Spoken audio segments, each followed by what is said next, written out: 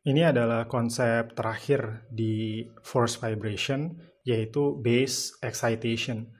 Nah, kalau selama ini kita membahas ya bahwa namanya force vibration, jadi external excitation atau driving frequency itu diaplikasikan langsung kepada massa.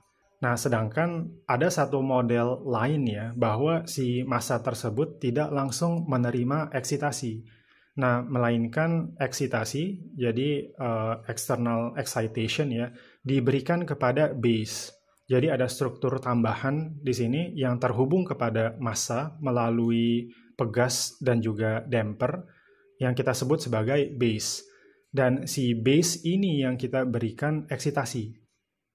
Nah, konsep ini yang kita sebut sebagai base excitation. Karena si base ini diberikan eksitasi dan base ini terhubung dengan massa, maka nanti si eksitasi ini akan tertransmisi ya. Jadi ada kata kunci transmisi. Transmission dari base ke massa. Ini walaupun ada sedikit perubahan konsep dari yang sebelumnya, tetapi justru sebenarnya konsep base excitation ini banyak sekali aplikasinya di dunia nyata. Sebagai contoh, seismograf ya, alat untuk mengukur osilasi yang disebabkan oleh gempa misalnya. Atau ini yang juga cukup umum ya, vehicle suspension, ini nanti kita akan coba lihat contoh soalnya. Dan ini juga yang cukup umum, structures shaken by earthquake, gempa ya. Nah, ini contoh gempa ini kan yang bergoyang ya, yang mengalami osilasi itu gedungnya. Tetapi osilasinya, eksitasinya disebabkan oleh tanah yang bergoyang. Nah, itu bisa kita coba modelkan bahwa tanah tersebut sebagai base, lalu kemudian gedungnya adalah massa. Gedung ini terhubung ke tanah dengan permodelan ada stiffness dan juga damping. Oke, nah sebagaimana layaknya biasanya kalau kita membahas mengenai sistem vibrasi ya, maka kita akan coba modelkan, kita coba akan turunkan persamaan geraknya seperti apa, dan dari situ kita coba cari solusinya. Nah, persamaan geraknya untuk base excitation ini menjadi sedikit berubah. Ini langsung saya coba tuliskan. Jadi ada dua gaya ya, yaitu minus C. Nah, pengalinya adalah karena kita sekarang ada dua objek yang bergerak ya. Nah, ini kita coba berikan notasi X. Nah, sedangkan gerakan base kita coba berikan notasi Y. Nah, oleh karena itu ini adalah minus C, selisih dari X dot dikurangi dengan Y dot. Lalu kemudian minus K, selisih dari X dikurangi Y. Ini sama dengan MX double dot. Nah, ini kalau kita coba rapihkan menjadi MX double dot ditambah C X dot dikurangi Y dot ditambah K X dikurangi Y sama dengan 0. Di mana Y-nya adalah, ini kita berikan kapital Y, kemudian sin omega B saja ya, omega B T. Ini yang menjadi penting karena Y-nya kita nyatakan sebagai suatu gerakan harmonik, yaitu Y sin omega B T. Nah, seperti biasa, saya tidak akan coba turunkan secara detail matematisnya, perhitungan matematisnya, nah tetapi hanya memberikan gambaran umumnya saja. Ini dengan sedikit manipulasi, lalu kita akan dapatkan persamaannya menjadi seperti ini. Jadi MX double dot ditambah CX dot ditambah KX sama dengan, nah ini ada dua komponen di sini, dengan kata lain bisa kita maknai bahwa driving force-nya itu ada dua komponen. Nah, oleh karena itu dari sini dengan logika yang sama ya dengan di video sebelumnya, bahwa solusi X total itu sama dengan akan terdiri dari dua komponen, yaitu homogeneous solution ditambah dengan particular solution. Dan untuk kondisi T ketika T-nya mendekati tak hingga ya, T-nya menjadi nilai yang sangat tinggi, biasanya X total akan menjadi particular solution saja, karena homogeneous solution akan menjadi 0. Nah, dengan logika seperti ini, kita langsung melakukan analisis terhadap amplitudo dari particular solution. Nah, dengan manipulasi dan sebagainya, persis seperti yang kita lakukan di video sebelumnya, saya langsung berikan rumus akhirnya saja ya.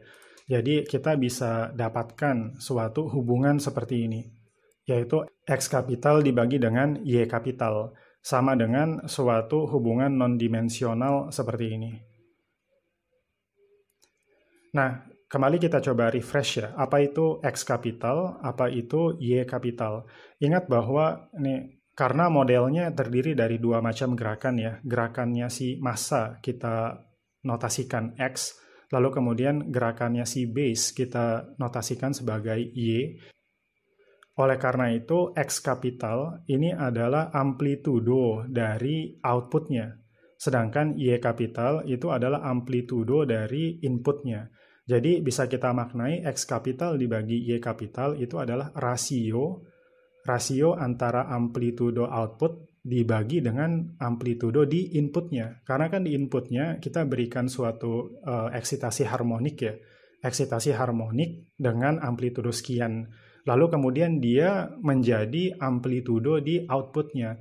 Nah, sehingga ini kita sebut sebagai transmissibility ya. Kita sebut sebagai, atau ada beberapa istilah sebenarnya, saya coba tuliskan, displacement, transmissibility. Jadi seberapa banyak, ini maknanya X kapital dibagi dengan Y kapital adalah seberapa besar displacement dari input tertransmisikan ke output. Jadi dari base tertransmisikan kepada massanya. Nah, atau bisa juga disebut sebagai displacement ratio. Displacement ratio. Nah, tetapi kata kunci yang penting adalah transmissibility, seberapa banyak tertransmisikan.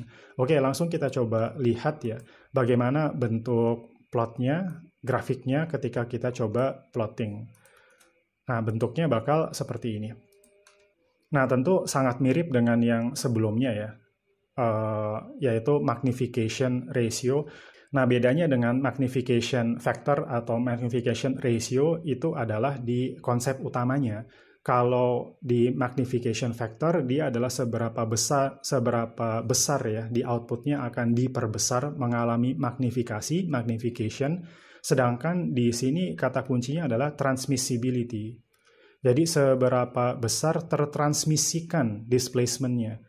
Miscibility ya. Nah, walaupun mungkin secara praktek hampir mirip dan grafik yang dihasilkan juga hampir sama. Nah, tetapi kalau kita coba perhatikan ya, ada sedikit suku yang berbeda ya. Suku ini agak berbeda dan juga ada pangkat setengah di sini. Oleh karena itu, grafiknya pun menjadi sedikit berbeda. Nah, sama saja, tapi intinya di sumbu X-nya kita memiliki frequency ratio, ini merupakan omega dibagi omega n ya, rasio dari omega, driving frequency, terhadap omega n. Ini tidak berbeda, dan ini di sumbu Y-nya adalah displacement ratio, X kapital dibagi dengan Y kapital. Sama saja ketika frequency ratio-nya adalah 1, maka kita akan mengalami resonance. Jadi nilainya akan sangat tinggi, displacement ratio-nya sangat tinggi. Nah, oleh karena itu kita mencoba menghindarinya, entah dibawa ke sebelah kiri, ke region di sebelah kiri, atau dibawa ke region di sebelah kanan. Nah, hanya saja perlu diperhatikan, di sini angka patokannya itu adalah akar 2. Jadi berdasarkan teori, berdasarkan rumus, angka patokannya ini adalah akar 2. Oke, tapi sebelum ke situ, saya coba sebutkan tentang damping terlebih dahulu ya. Damping juga berlaku di sini. Kalau seandainya damping rendah, maka atau dari sini ya, dari 0,1, ini damping puncaknya, displacement ratio-nya di angka ini. Ketika dampingnya bertambah, maka akan turun gitu ya, dan seterusnya. Nah, kembali ke angka patokan akar 2. Jadi akar 2 ini menjadi angka patokan di grafik ini karena kalau kita berangkat ke kanan dari akar 2, nah ternyata sifat dampingnya menjadi berkebalikan. Jadi kalau lebih besar dari akar 2, sifat damping menjadi berkebalikan. Bagaimana maksudnya? Kalau seandainya dampingnya lebih besar, kan seharusnya biasanya displacement ratio-nya jadi lebih kecil ya, tapi di sini jadi terbalik. Kalau dampingnya besar, maka ternyata displacement ratio-nya jadi besar juga. Dan sebaliknya, ketika dampingnya kecil, maka displacement ratio-nya jadi kecil juga. Nah, ini yang bakal sedikit membedakan antara displacement transmissibility dengan magnification factor. Oke, satu lagi, ada konsep berikutnya dengan sedikit perbedaan gitu ya. Karena ini adalah, kita bicara mengenai transmissibility. Nah, ini kali ini adalah konsep yang sedikit berbeda ya, yaitu kita sebut sebagai force transmissibility. Tetapi intinya sama saja, yaitu output dibagi dengan inputnya. Hanya saja sekarang fokusnya menjadi force. Nah, maknanya adalah seberapa besar gaya yang tertransmisikan dari base ke massa. Karena ini kalau kita bicara transmisi dari base ke massa utamanya, tidak hanya osilasinya, gerakannya saja yang bisa tertransmisikan, melainkan juga force melalui gaya pegas dan juga gaya dampingnya. Nah, ini pun hal yang biasanya perlu kita bahas ya, analisis, dan kita ingin coba kurangi. Sebisa mungkin struktur utama mendapatkan transmisi gaya yang sekecil mungkin dari base-nya. Nah, maka ini kita bisa dapatkan rumus non-dimensional lagi ya, seperti ini. Dan kalau kita coba lakukan plotting, saya coba kecilkan saja, kita lakukan plotting, maka bisa kita dapatkan grafik yang mirip-mirip juga, ya, di mana puncaknya terjadi ketika frekuensi ratio 1 ya, ini adalah kondisi resonance. Nah, dan angka pentingnya adalah akar 2. Di sini juga berlaku hal yang sama.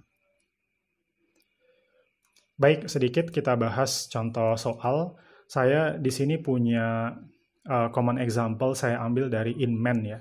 Untuk base motion, yaitu single degree of freedom model of an automobile driving. Jadi ini ceritanya mobil ya, automobile, car ya, driving over a road, jalan. Nah, ini seperti di gambar ini, jalannya kita modelkan sebagai sinusoidal. Nah, dengan jalan sinusoidal ini, dia seperti ibarat memberikan base motion, gerakan bagi base displacement ya, sebesar YT sama dengan 0,01 meter sin omega B T. Jadi ini seperti memberikan eksitasi kepada massa. Massanya apa? Yaitu si mobilnya. Nah, mobilnya kita modelkan sebagai suatu single degree of freedom model. Jadi ada satu massa, lalu kemudian ada K, ada spring, dan juga ada dampernya. Nah, di mana ini ada ya mungkin rumus tambahan agar lebih mempermudah ya, karena memang ini kita coba simplifikasi betul ya, agar mudah pengerjaannya. Jadi omega B dari si eksitasi di base tersebut itu adalah fungsi dari V, kecepatan si mobil tersebut berjalan. Nah, sehingga didapatkan ya kira-kira omega B itu adalah 0,2909 dikali dengan V, kecepatan kelajuan mobil tersebut. Nah, di mana V ya? V itu adalah vehicle's velocity in kilometer per hour. Nah, sekarang yang diminta adalah dari soal ini kita diminta untuk mempelajari pengaruh dari kecepatan terhadap amplitude of displacement. Nah, dan juga pengaruh dari massa terhadap amplitude of displacement. Nah, ini beberapa hal tambahan yang kita ketahui, stiffness-nya nilainya sekian, lalu juga dampingnya nilainya sekian. Oke, di soal ini kita akan coba kerjakan salah satunya saja, yaitu kita coba pelajari pengaruh massa, car's mass terhadap amplitude of displacement. Saya coba, ini ada beberapa informasi ya, contohnya nih misalnya jenis mobil Toyota Innova. Ini kasus yang pertama, lalu kasus yang kedua Toyota Avanza misalnya, berat kosongnya sekitar 1.700 kg untuk Innova.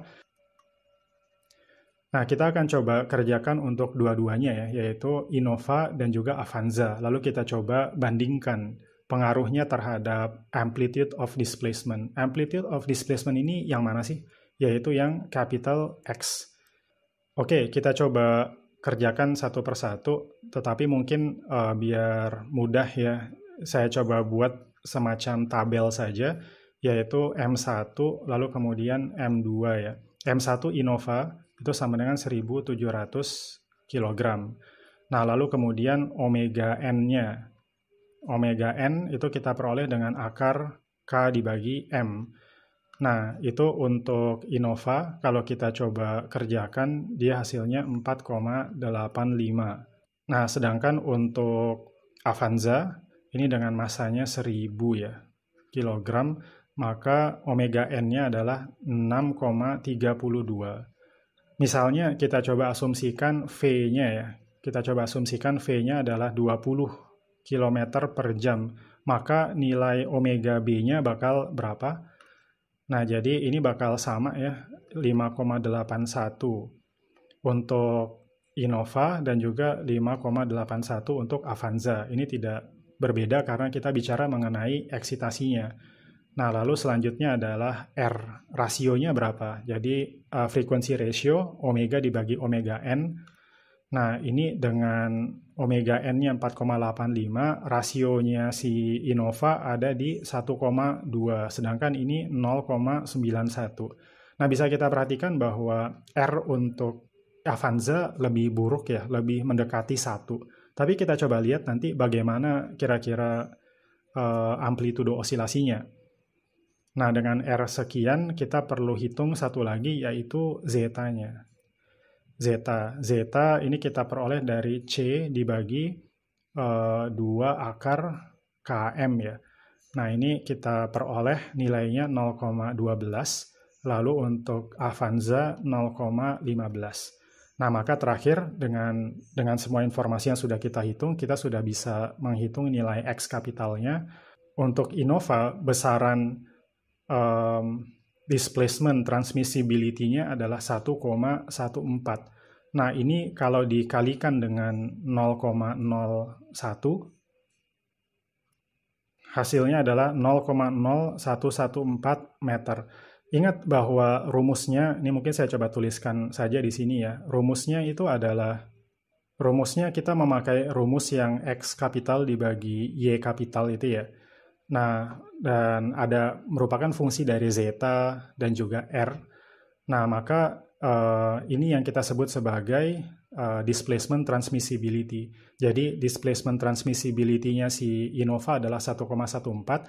Nah, sedangkan nilai Y kapitalnya, ini nilai Y kapital kita peroleh dari